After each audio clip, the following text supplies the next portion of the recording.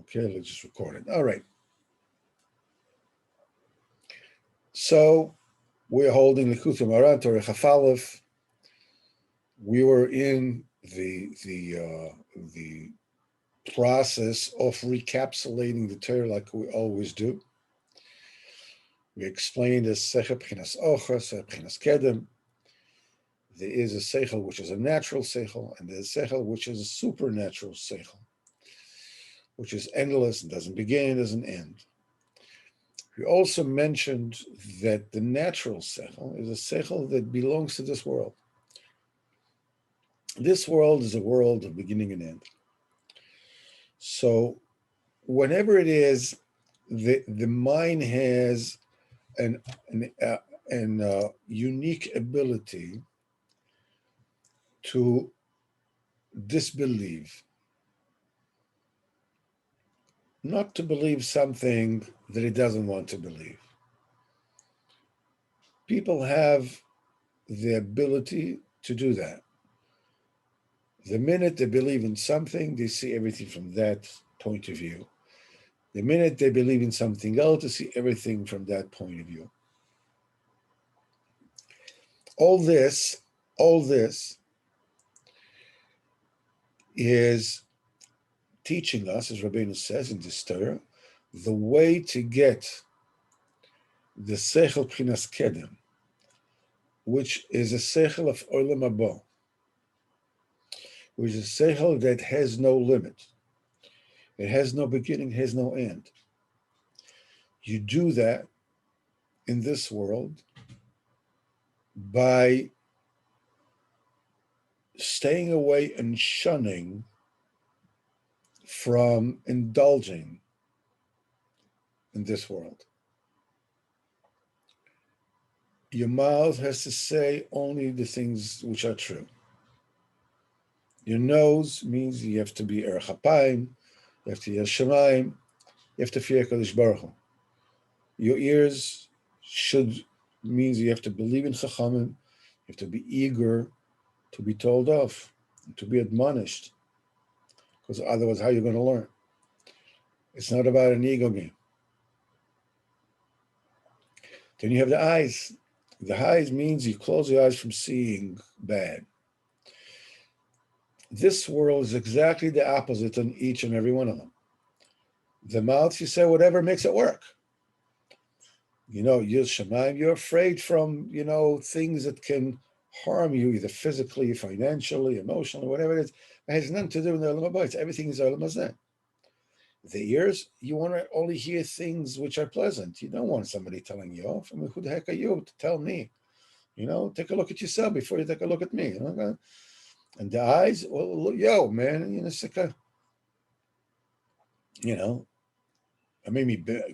I may be married, but I'm not blind, which is it means you're trying to enjoy Olam Hazeh.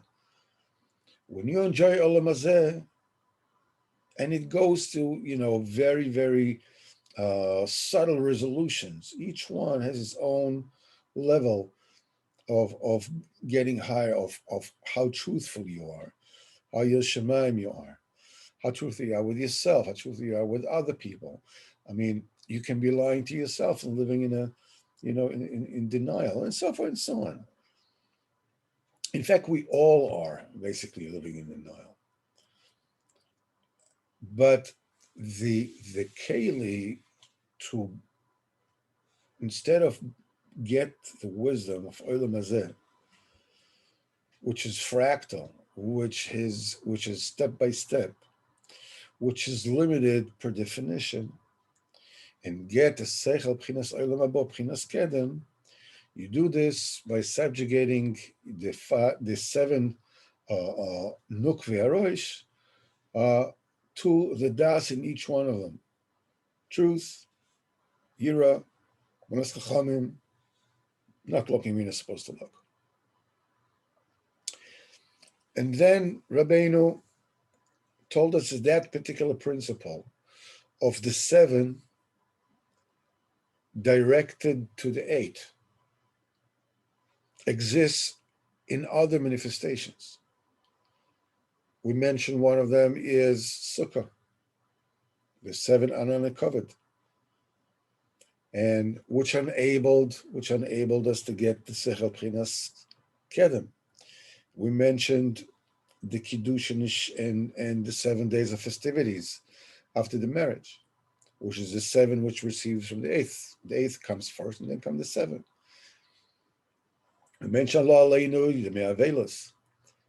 When a nifter leaves this world, his chelik of the Serapchinas Kedem leaves this world.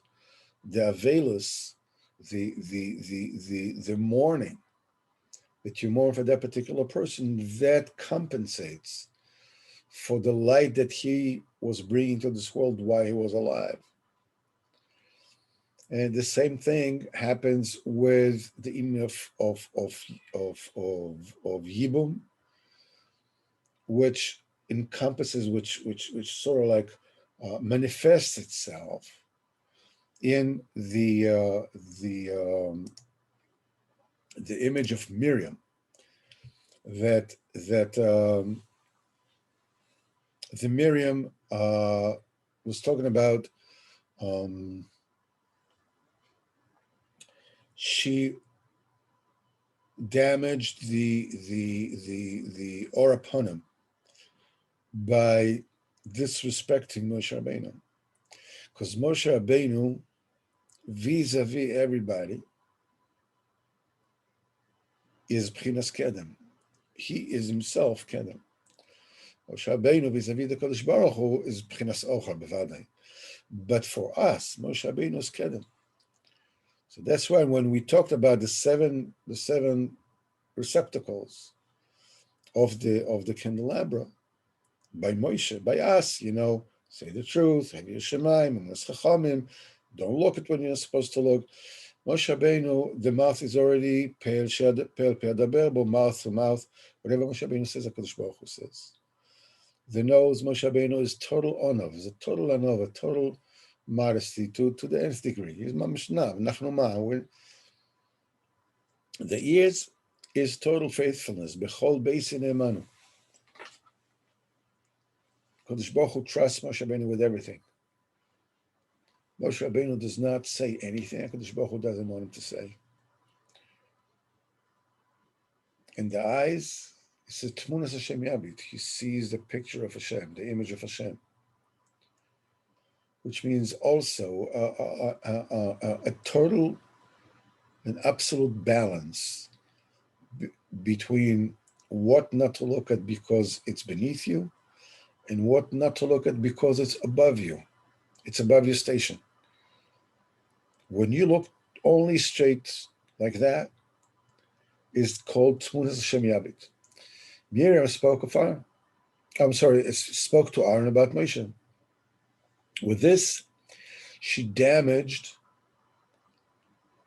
the Orapanim, the Atika Kadisha, the Pnei HaMenorah, which is Moshe Rabbeinu. So immediately she became a leper, and she has to stay 7 days outside of the Machane. This is very similar to the 7 days of Avelos. 7 days of Avelos, Lo Aleinu, follow, when a neshama leaves this world and there is a lack, it leaves a void behind of the Sechel Pchinas Kedem that everybody used to, the world used to get. Now that person passed away. So it is through the Evel, through the Avelos, through the sorrow that people lament the fact that that person is no longer here. With this, the mamshich, the Orapanim that person brought about. And after we have finished those different bechinas, Rabbeinu says something which Reb Nosson says later actually should have come before. Rabbeinu says in Sif Zayin, he says sometimes the Moichin, the Shefa Eloki, the Ruach HaKodesh, all the different representations of the Sechel Pchinas Kedem are concealed. They're in a state of gestation, of pregnancy. like a woman, an expecting woman, that you can't see the baby, you just can see the bulge, and so the woman has to cry out 70 voices before she gives birth. So when the situation is a state of ibor, what happens is that 7 becomes 70. When the moichin is bifchinas makif, in other words, you just don't know it. If you will sanctify your 7 receptacles, it'll come in. But we are talking a situation where there's a major plug in the system, and there's no water. Water doesn't come.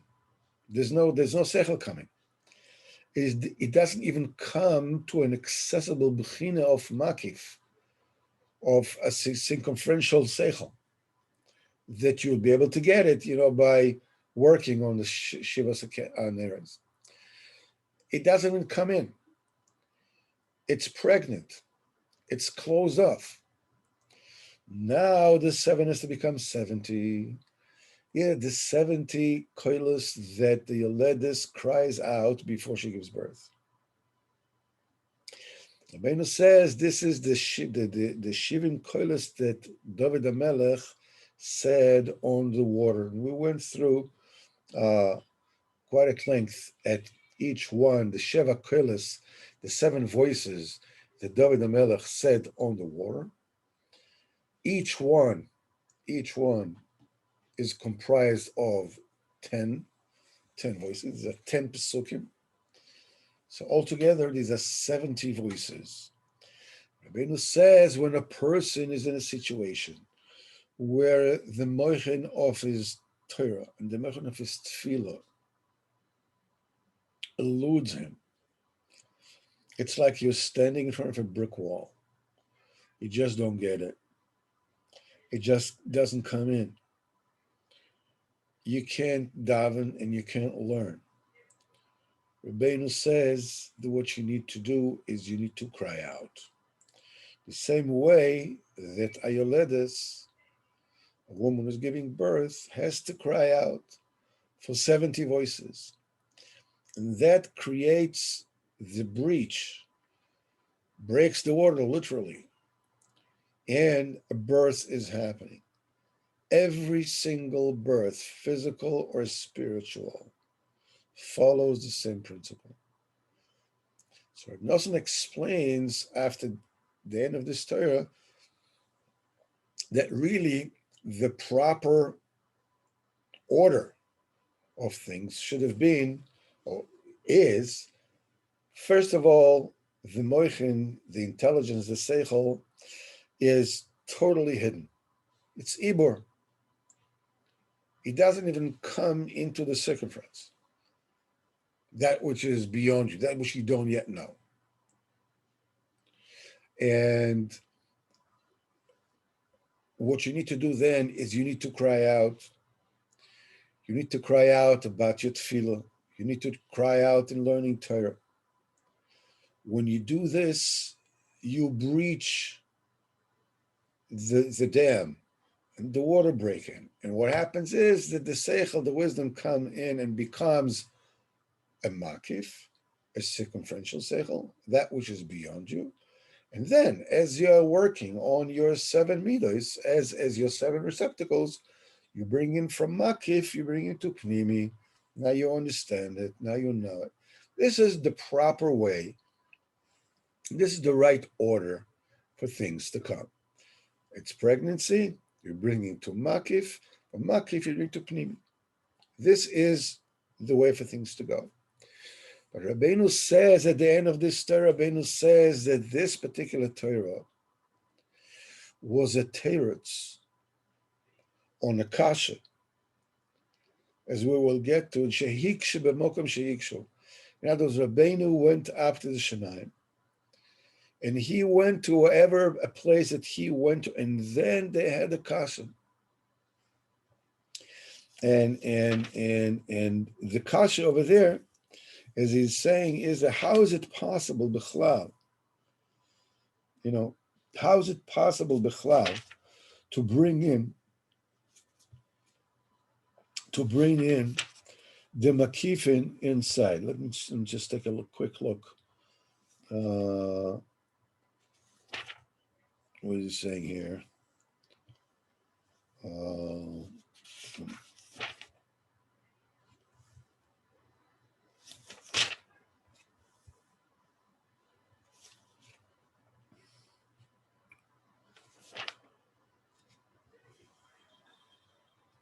And he says it's like this. Akasha azo sikshu makom sheikshu. Rabbeinu Zal said a tears on this. And the main question was, how do you reveal the moichin from their hiding? And afterwards you give birth to it. And how, how do you to bring the makifin in? And we said, Rabbi Nosson says here, by crying out, you are zeicha to give birth, and the seichel pchinas kedem is there as a potential, as an option, and then you sanctify the 7 candles and you bring it in. The main kasha here, Rabbeinu reverses the order here. He says, first of all, bring the motion in, because the main kasha, that's the way that I heard it from Reb Tzvi Cheshen, the main kasha that they asked in the place where they asked it in Shemayim is because there, the place where they asked the kashas, everything is Pchinas Kedem. Everything is a Seichel Pchinas Kedem.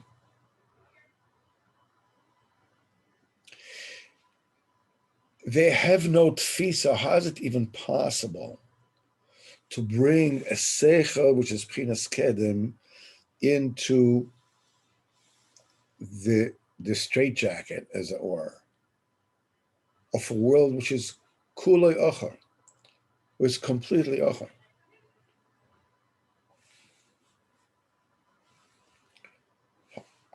How does it come about? They couldn't even comprehend this. It's a theme that Rabbeinu talks about and Rabbi Nosson talks about in many places. That confound this conundrum of where, how is it possible to bring a seichel that is limitless into a limited world? So how do you pack infinity into a 5-pound bag? The answer is, again and again and again, is emes me'eretz titznach.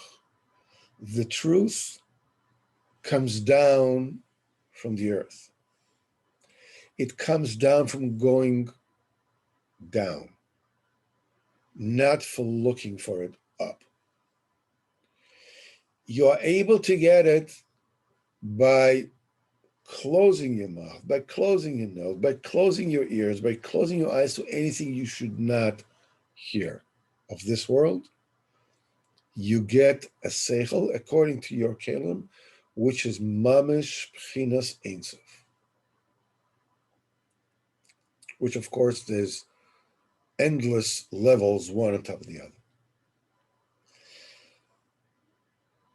What people try to do, and they can be mystics and ascetics and whatever it is that they may or may not be, and all the nations in the world, they're trying to grasp a seichel pchinas kedem by trying to understand more, to see more, to experience more. This is only how you get more and more and more pchinas ochar. You don't get a pchinas kedem. Pchinas kedem is only when you shun this world and get a vision while you're in this world of what's to come. So Rabbeinu says that all these tzakos, all these crying that a person does, the 70 voices, which is the 7 voices that David said on the water, each one combined of 10. Rabbeinu says that crying out, that the person cries out in his tefillah, in his Torah, when the moichen, leave, the moichen are hidden. Pchinas ibor. These cries are like the tzakas yaledes, the crying of the woman who is giving birth. He says, "V'Kodesh Baruch Hu, shu yodea talumos shel hamoichin ech nisalman." Kodesh Baruch Hu, who knows how the moichin were hidden.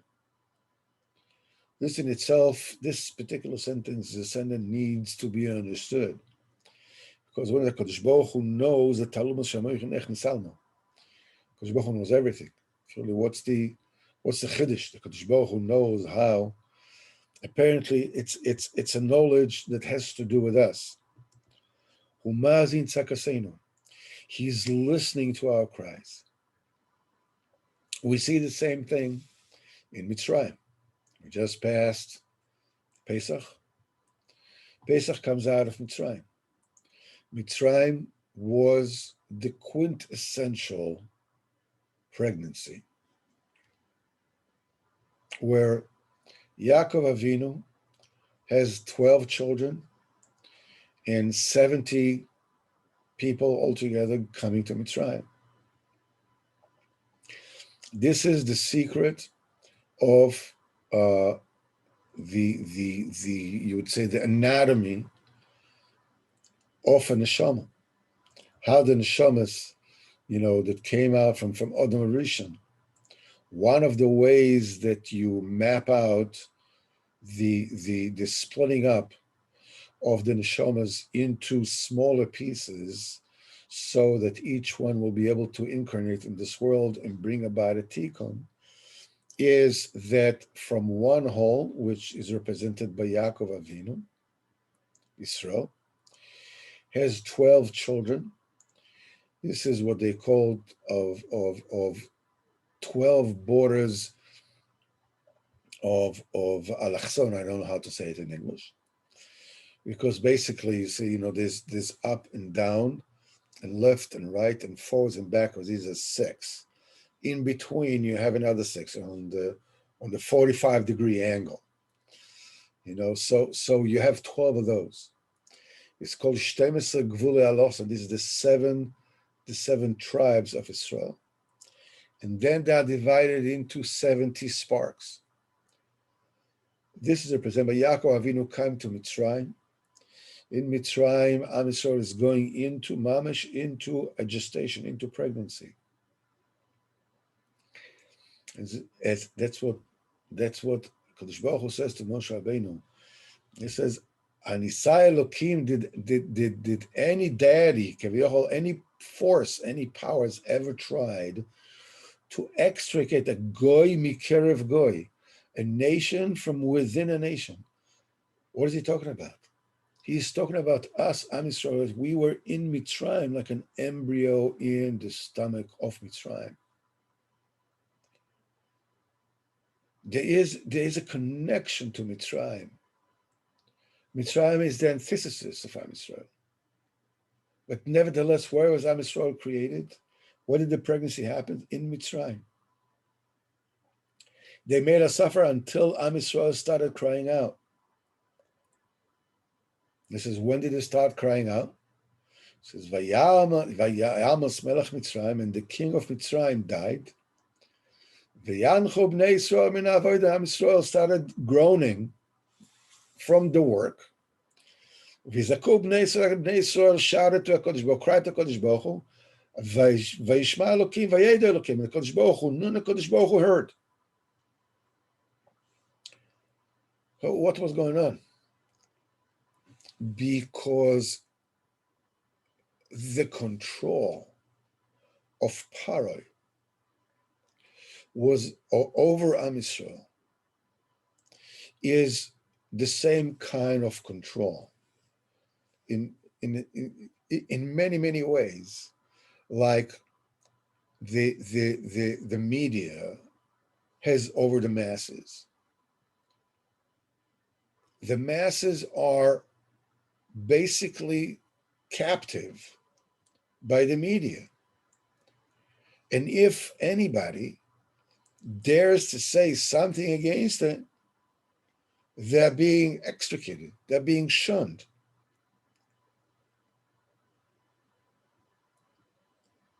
I think they call it liberal totalitarianism. You know, the dictatorship of liberalism. It means it controls your mind.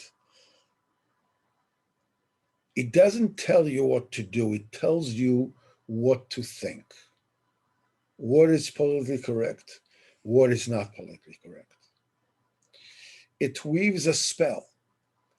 If you dare say anything against, people, that are being perverts, then suddenly you're being phobic. You're like a Nazi. You're worse than a Nazi. Because the control is mind control.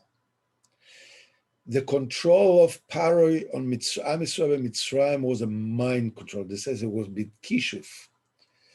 He put a spell on them. It's only when Paro died that Am Yisrael realized in what straits they were. Until then, that's life. What can you do?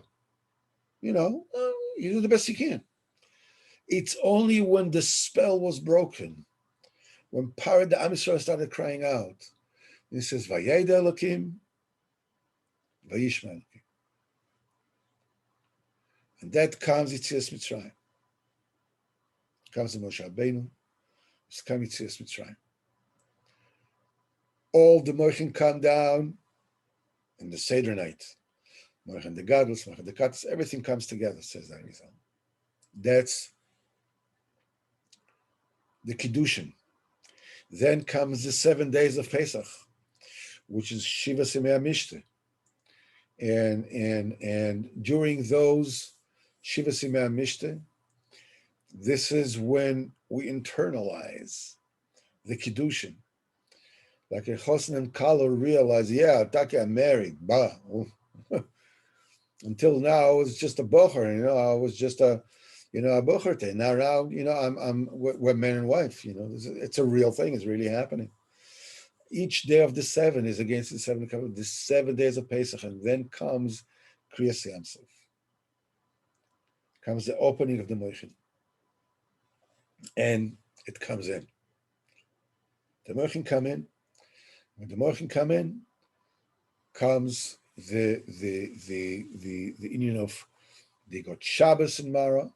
They started counting 49 days, which is 7 times 7, which we're counting now in the Sphira, in order to be able to get to the ultimate Shara HaMishan. Another way of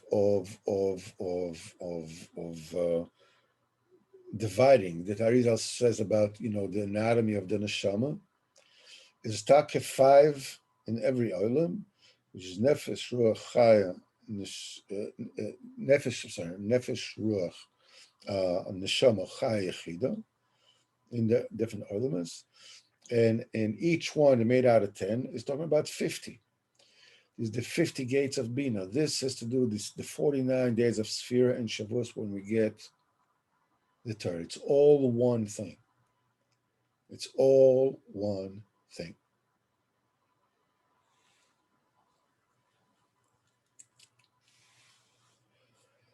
One of the most subtle things that we're learning in this Torah is that the self-control that the person exerts over himself And the busha, the pain that the person goes through in this world, are both caring for the same thing. We see that Lo Aleinu in a place in time of Avelis, this Shiva Mea Avelis, the 7 days of Avelis. It is the sorrow that the Avelim feel for the lack that the Nifter is not there anymore, that they're actually helping out the Nifter. Because we say, Arizal explains that what happens with Nifter is that when a person is alive, he has makifin, he has levushim. It's called chashma, that is guarding a person from the mazikim, from the avenging angels, which fill the atmosphere all the time, everywhere. A nifta lo aleinu is very vulnerable. Why? Because he's being stripped of his levushim. He is stripped of the defenses. The Rebbe says there's kavod Eloki, there's the kavod Kodesh Baruch Hu, Miriam's pagan and the kavod Moshe Rabbeinu. Kodesh Baruch Hu says, let her be ashamed. Let her be ashamed for 7 days. And Rabbeinu says weiter as we go along. Rabbeinu says that every tzaddik in Olam Haba, every tzaddik is ashamed from the chuppah, from the makif of Chavir. What is it to be ashamed of? It's not a shame like you shame in this world. You know, somebody jeers and puts somebody down. That's not what it's about. This is a shame. This is a shame that a person leaves this world after 120 years. And he knows the truth. Now everything is clear. We said the first 3 days of the Avelis, they give him certain makifin, then the other 4 days, they give him other makifin. And like this, every single part, the Shloshim Yom, the 12, and so forth and so on. When a person leaves this world, he finds out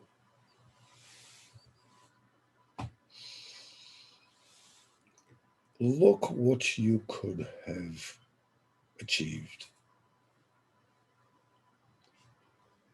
if you would have only controlled yourself. If you are only willing to give up on a little pleasure here and there.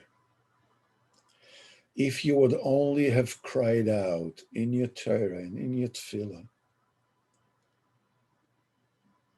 If you would only realize how lacking you are. There's a tzaddik. Tzaddik is over here.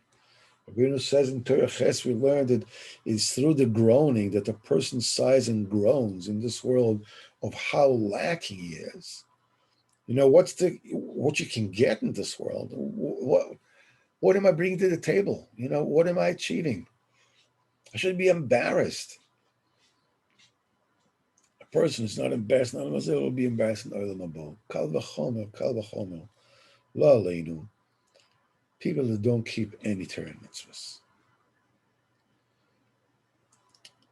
It's such a hefsid. It's such a loss. Shem Yirachim. I'm not even talking about Gehenna. I'm not talking about, fear tactics. I'm not talking about that. I'm talking about what a shame. Literally what a dying shame it is. And Rabbeinu says all it depends on is how much effort you put into it. That's it. And it has nothing to do with what kind of cards you were dealt when you were born. If you were smart or you were stupid, or you're good looking, or you're ugly, or you're rich, it has nothing to do with it.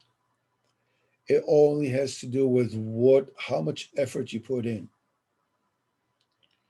Mimele, the only difference between tzaddikim is how much effort they put them in. You can say, what are you talking about? These are tzaddikim, that they're doing everything. Yes, they're doing everything, but they're not doing everything. I mean, between us and them, it's heaven and earth, bevadai. But between one tzaddik and the next, there's also heaven and earth. As Rabbeinu says later on, that there is one tzaddik that his asaga in olam haba, the kind of sechel pchinas kedem igel get in olam haba, is smaller than a asaga that a bigger tzaddik gets in this world. In this world, when a tzaddik leaves this world and he sees what the other tzaddik got, why? Because he went the extra mile. He went the extra step. Rabbeinu says the only difference between him and all the other tzaddikim is that every tzaddik eventually got to a certain point where he stopped. He says, I never ever stop. Rabbeinu's uniqueness is that he was mischadesh. He was renewed with every single breath. He says he would not want to live in this world if tomorrow is going to be the same as today. He says there's no neshima, there's no breath he takes in that doesn't have a chiddush, doesn't have a avodas Hashem. A single focus. No such a tzaddik, this is Pchinas Moshe. And every tzaddik is shame from another tzaddik, but this shame that he feels is the keli with which he can get a higher madrega, because in Olam Haba also there is advancement. Right? The same thing is over here. People who feel shame are people that have honor. Somebody who has no honor, who is a wretched, an urchin, they have no shame. They have no shame. The Arabs lie as naturally as they breathe. Politicians lie as naturally as they breathe. People go back on as naturally as they breathe because they have no covet. They said that Canaan, which is the lowest people that there is, they're walking around naked without lavush. When you took a look at the melech, you look at a general, even an admiral, what is the thing you see?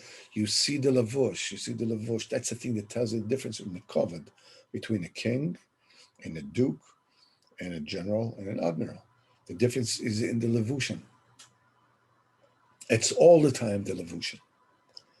When a person has a klima, alot tikolim shivas yomim, tikolim, let her be embarrassed for 7 days, is milishon klima. The klima, when it's taken properly, when you are ashamed of the right thing, of how will I come to Kadosh Baruch Hu? What will I say? What excuses will I bring to the table? The klima, which is the shame, become a kli, a vessel, to the ma. Ma is the sechel eloki.